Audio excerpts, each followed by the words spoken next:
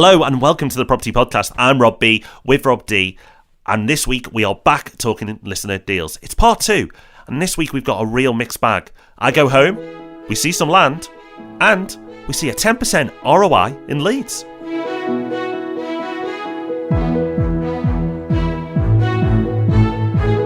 Yes, welcome to the Property Podcast, where every Thursday morning, property investors come together to be informed and inspired.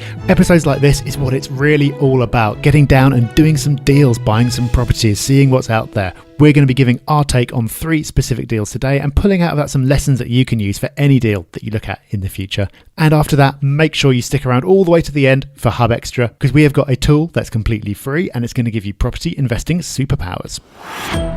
So a great news story this week because we have more fancy graphs, Rob. Thank you, BBC. Yeah, thank you, BBC. This is the cost of renting in the UK in 7 charts.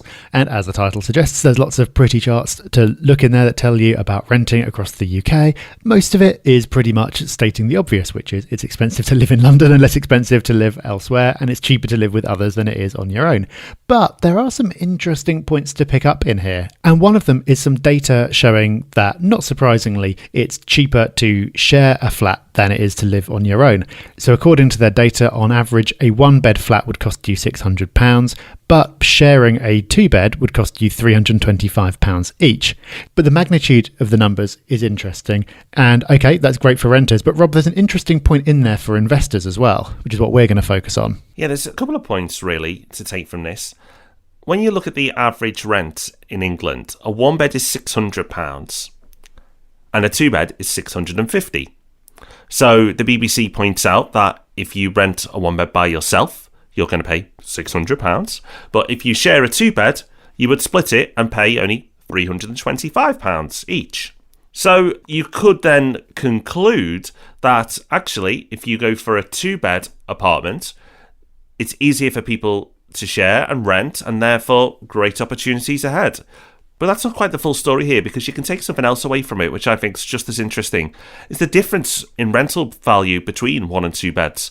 1 bed, £600, 2 bed, £650. But when you buy 2 beds, typically you pay quite a bit more, which means that most of the time 1 beds will generate a better yield. So it's not slam dunk for 2 beds here. And we were discussing before we started recording, Rob, that how quickly people write off 1 beds, but for rentals, 1 beds normally do very well. Yeah, they do. It's an interesting thing. I didn't really realise until fairly recently the extent to which a lot of investors write off 1 beds completely. It's like a bias that people have. But 1 beds do rent really well. There's a lot of demand for them. In our experience, they actually rent faster than 2 beds a lot of the time. So 1 beds can be a brilliant investment because they rent well. And as we've seen, the return on investment tends to be higher because of that differential between the rent and the purchase price. But don't flip this the other way now and go, oh, well, I should only be investing in 1 beds. 2 beds are great as well because, as this article points out, and as you'll be aware of, a lot of people can't afford a 1 bed on their own and will want to share. And of course, there's demand from a lot of other segments for 2 beds as well, like families or people who just want a little bit more space. So we're not trying to make the case here that one is better than the other. The point is they both can work really well. So this is a really good example of using data to overcome those biases that you just hear about. You get people saying, oh, don't buy 1 beds, don't buy new builds. There's a lot of it around, but when you dig into it, you'll find that the reality is often quite different. So to see this fancy chart and many others in this article, head along to our show notes this week, and you can find them at thepropertyhub.net/deals2. Okay, before we get into our main topic this week, a date for your diary. Make a note, 26th of November. On the 26th of November, we're going to be holding a webinar, and it's one that you may not want to miss, because we're talking about where we're going to be investing in 2019. Yep, we are letting you into the secret a little bit early. We've already targeted the areas that are going to be getting our attention next year in terms of buy-to-lets and in terms of developments. And this is normally the kind of thing that we talk about in January or right at the end of the year. And we probably will talk about these areas on the podcast at that time. But we want to give you a little bit of a sneak preview, because at the time that we hold this webinar, there's still going to be 1 month of the year to go. And that means if you buy into the cases for the areas that we're looking at and you believe us and you want to get involved as well, that gives you time. That gives you time to get ahead of the game, and you can use some of that downtime over Christmas to be doing your research. So put this date in your diary, 26th of November at 6 p.m. We'll run through all our top areas for 2019. We'll let you get ahead of the game. And of course, like nearly everything we do, it's absolutely free. So to sign up, go to thepropertyhub.net/where. That obviously is WHERE. Of course you knew that, but just in case. So that's thepropertyhub.net/where.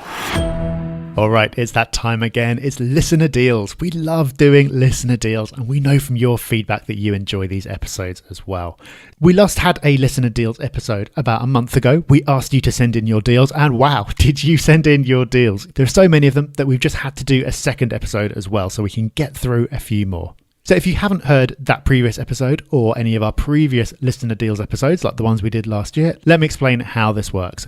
Our producer has gone through the deals that you sent in and picked out a few of the ones that he thinks are particularly interesting.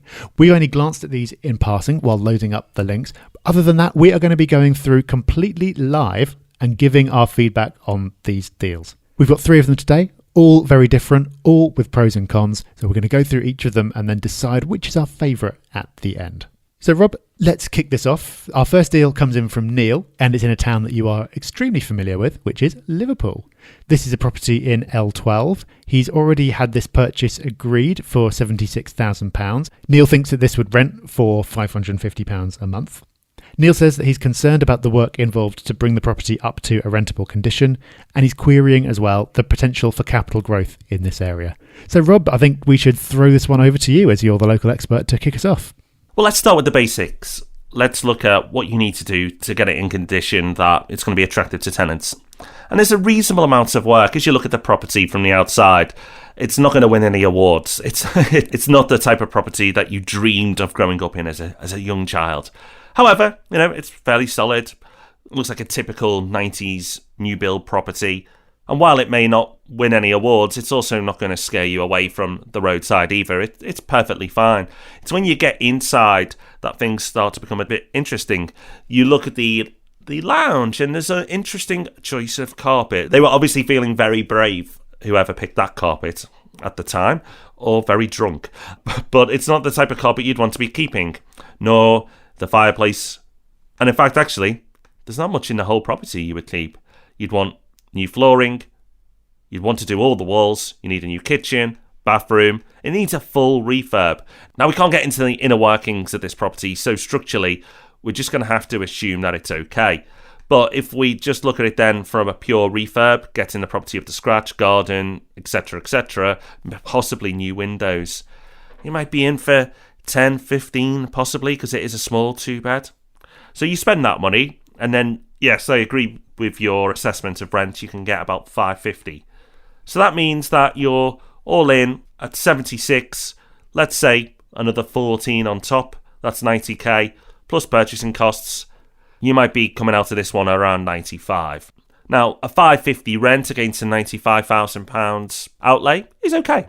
It's absolutely fine. So while you've been talking, Rob, I have been listening, but I've also been in the background having a little look into the rental potential. Neil thinks it would rent for $550, and that seems plausible because in fact just had a look on Rightmove and literally the house next door is up for rent at the moment for $550. That listing only went up a few days ago. It's not been rented yet, so maybe that $550 is optimistic and it'll end up going for less, but clearly that's in the ballpark. This property that's to rent has been done to a nice clean standard. It's nothing spectacular, but it's nice, it's clean. I imagine that's the condition that Neil will be getting his property up to after the refurb. So taking that rental figure, looking at the purchase price and the refurb and the fees, factoring in a 75% mortgage at a typical interest rate, factoring in a bit of management as well, you could be coming out of this with an ROI that's sneaking into the double digits. So purely in terms of rental, this is looking pretty good. But Rob, the rental income is only part of the picture, and Neil was asking about the capital growth, and this is one that you might have a better insight into than I do, as this is an area that you're more familiar with. Yes, Neil, if you are going into this investment for capital growth, then I'd be a little worried. I'm not saying you're not going to get it, you will, in time. Every property and every area will have its turn and we'll see some uplift in growth. But where we are in the market cycle right now, you may experience some modest capital growth because Liverpool city centre is doing well, as this is right on the outskirts and it's not one of the prime areas on the outskirts, let's just dress it that way. Then I think capital growth is going to happen late on in the cycle. I feel if you're looking for capital growth now, there are better areas of Liverpool to experience that. You've got the city centre itself and the immediate surrounding areas, of course. Then you've got areas like Sefton Park, Egbert, Allerton, etc., which I think will all see, and already have seen actually, a bit of capital growth already, but see a fair bit more. Eventually, areas like this, where you're planning to invest, will see some capital growth. But that's when all the other areas, the prime areas, the better areas, have received it first. So if your primary objection is to get capital growth, then I don't think this is the right property for you. Something Rob and I talk about all the time is picking your areas within a city. Now, you may or may not have been attracted to Liverpool because you've heard Rob and I talk about it. And yeah, absolutely, Liverpool is a fantastic place to invest. But one of the warning points we give on any of the areas we recommend is don't necessarily go for the cheapest. Don't go straight to the cheap areas or the less desirable areas. And that's a mistake so many investors make. They go, oh, Liverpool, that's a city on the up, let's invest. But not all parts of Liverpool are created equal. And this is definitely bringing the average down, this area. So, reasonable yield, may see some capital growth off the back of what's happening in better areas of Liverpool. But my feeling is it'll be in years to come rather than months to come. That's a very common trade-off. The return on investment there is going to be a few percentage points higher than it would be in an area that's going to get the growth faster. So it depends which is your priority. But Neil, I hope you found that useful. And just a reminder, if you're listening, that you can find the Rightmove links for all the deals that we're talking about today at the show notes this week, which are at thepropertyhub.net/deals2. So a completely different end of the market now, Rob. So we've gone from a cheapy 2-bed on the outskirts of Liverpool to a beautiful 5-bed detached in a place called Shenley Church End, which is near Milton Keynes. Absolutely lovely property. This is the type of property that I will lose time looking at, Rob. It's lovely. Big detached, big grounds.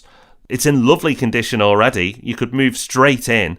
It's a type of place that you could see yourself staying in for many, many years. Well, certainly someone like me who likes the country life anyway. So, beautiful property. This property isn't the type of property we often see investors looking at. So, Rob, what's the plan here? Yeah, Darren's got an angle on this one. So if you go to the link and you look at the photos, this clearly is not something that's going to work as a buy-to-let. It looks like a stately home or something. It's unbelievable. There's obviously no way that it's going to stack up as a rental. But Darren knows that. What he's planning to do is buy the existing house for £700,000 and then split the plot because it's got a big garden. So he wants to refurb the existing house. To be fair, I don't see where that money's going to go because it looks pretty immaculate already. But he reckons he can spend £50,000 on that, then sell it for about £650,000.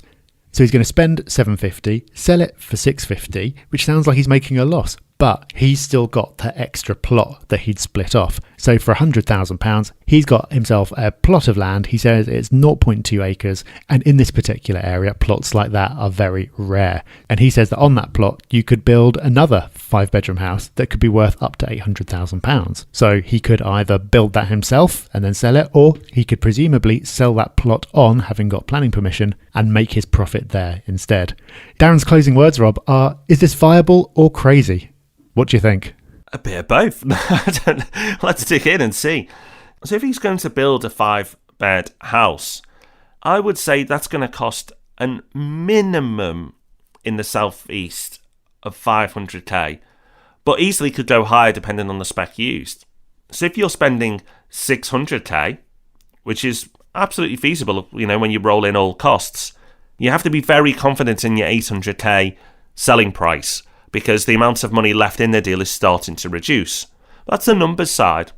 But overall, they do work. If you're going to spend 100k to get the land, 600 to do it up, sell it for 800, you walk away with somewhere between 75 and 100k after tax. That might be all right for you for all that work. And you know what? I'm sure it'd be all right for a lot of other people too. So on the face of it, yes, it is possible. And we don't know, but Darren, if you're handy and you can do all the building yourself, then there may be even more money in it. For a small developer, this could be an attractive proposition. What I will add, though, before just saying this is a done deal, is I just want to make sure you've done all your checks. Looking at the limited information we had, I was struggling to see an access point for the new plot that you're proposing. Now, I'm sure it's there, and I'm sure you've done those checks, but I just want to make sure, because if you can't get good access to this property and you've checked with the local council on your proposed new access that it's acceptable, this may just fall down at the first hurdle.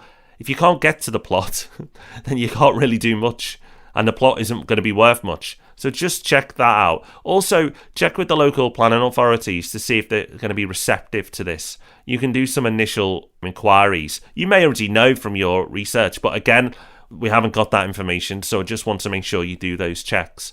But yes, is it viable? Absolutely. Are you crazy? Probably, because normal people don't do this type of stuff, but good crazy. So Darren, thank you for bringing us a really interesting case study. I'd love to hear how you got on with this one, whether it went ahead or not. So please do reach out via the socials or via the Property Hub forum to let us know exactly what happened. But yeah, as I started with, viable and crazy. Good luck. I'm just glad it's not me that has to mow the lawns. Bloody hell. Right, okay, from one extreme to the other now. We've gone from a 5-bedroom house all the way down to a studio. This one's coming from Sam. It's a studio in Leeds city centre. The purchase price here is £94,000 and it's currently tenanted at £615. So don't even have to get the calculator out to figure out that that is a good return on investment. Indeed, Sam says that the positives are a great yield and he reckons there'll be an ROI of more than 10%, which in Leeds city centre is rare indeed. Now, my immediate concern about this would be, is it mortgageable? Because a lot of studios aren't. But Sam has said it's officially a studio. It's got some sliding partitions to break it up. In total, it's 33 square metres. It is mortgageable. So he's made that check. That's good, because that could have killed the deal stone dead before we'd even started. So those are the headlines. And Rob, you had an insight on the location of the first deal we looked at, but I believe you've been on the ground here as well. Yeah, small world alert. Set the siren off. Okay, so literally just yards away from this development, there's a new build site that I've had a tour of from the developer. It's a big site, very impressive as well. So I know this area very well. Now, this area is city centre. It is. So I'm not debating that. But I wouldn't call it like bang central city centre. And it works for buy-to-let, absolutely, this area. But I haven't got as much confidence in studio apartments here. I think studio apartments have their place as a type of accommodation for owner-occupiers and their place for investors as well, but only in really good city centre locations, right in the middle of the action, because that's where normally the type of demand comes from. Now, this is borderline. I'm not saying it's not. It's borderline. It might just work, but it would make me look very hard before committing. But a word of warning, at least from my point of view anyway, if I see studios out of town and out of city centre, I just don't touch them. Just not for me. And that's based on my experience alone. But I've got a fair bit of it now. So if you're considering a studio and it's not right in the city centre, then possibly move on. But let's come back to this property in question. If you like a pint, you're in luck because there's a pub next door. It actually looks all right, the pub. And the development is a very smart development down the road as well. And while this is a very small studio, with an attractive ROI, it's Sam's belief that 10% would be achievable here. It depends on how you do your calculations, of course. But based on a rent of $615, and it's currently tenanted, and a purchase price of $94,000, I could see 10% being possible. So, is this a goer? It depends. Because this links back to our first case study. Yes, capital growth is coming up again. And it's not for everyone. Some people are just purely in it for the yields. But if you are targeting Leeds, chances are capital growth is part of that equation for you, Sam. Because there are places where you can go and get a better yield. It's not that studio apartments can't get capital growth. As I said, I think there's very much a place for it. They absolutely can. But where this is, it's borderline. So I think it will see some, but not compared to, say, those brand new build apartments that look very nice just yards away. So it's not a stay away and it's not a jump in. It's a take a view, which I appreciate, Rob, probably isn't that helpful. Well, I think it's always better to get a, yeah, go for it, or, oh, no, stay away. And we've done both of those in these episodes on the past. But this really is a, well, depends what you're in it for. It's one of those. Studios are likely to have less capital growth than a standard 1-bed or a 2-bed or anything else, just because there is less demand from investors and less demand from owner-occupiers. Not no demand, but just less. And that is naturally going to keep a lid on the capital growth. That said, looking at the historic prices in this block, it looks like it was built around 2008. It looks like it was built in 2008. Units were selling for 106, 108,000 at that time. So this is still below 2008 prices. So I don't know it in any depth, but you could argue that it's looking cheap and there is growth to come. But it really does depend, Sam. Do you want a really healthy yield and some capital growth potential? Or are you looking at Leeds because you think it's a really great city that's got really great potential, which it has, and as a result, you're looking to maximise your capital growth? If so, you might want to look at a different property where you can take a bit of a hit on your ROI, drop a couple of percentage points, but end up winning because of the higher capital growth. There's no right or wrong to it. It's just a question of what you're in it for. So we're not going to tell you to get involved. We're not going to tell you to run a mile. We're just laying out the facts and then you can decide whether it's the right decision for you. So that's listener deals done. And I think the main takeaway from part 1 and part 2 is that just because there's a lot of properties available doesn't mean that they're all slam dunks. Out of all the properties we've looked across at part 1 and part 2, I think there was only one property in part 1 that we thought was a strong investment. And in part 2, there's a couple of maybes. So just because there's a lot of property on Rightmove doesn't mean there's a lot of good deals. And this is where researching, putting the time and effort in up front really pays off. Of course, you can just walk in to an estate agent, pick something off the shelf, put a tenant in, and start making a bit of money in some areas of the country. You can also lose money doing that in some other areas of the country as well. But if you put that time and effort in, do that bit of research, speak to local experts if it's not an area you're familiar with, and build up a full picture and a full view that you can make better decisions. And hopefully over the 2 parts, by listening to the things that Rob and I consider and look at when we assess any deal or investment, you're a little bit wiser now when you go ahead and look at your own deals. So good luck. Coming up to the end of the show, but we've still got Hub Extra and you do not want to go anywhere. You don't want to risk missing Hub Extra because it's a great one this week. But just before we reveal that, Rob, who's left us a 5-star review this week? Yeah, a couple of quick ones this week, but thank you so much for putting the time and effort into getting them into iTunes.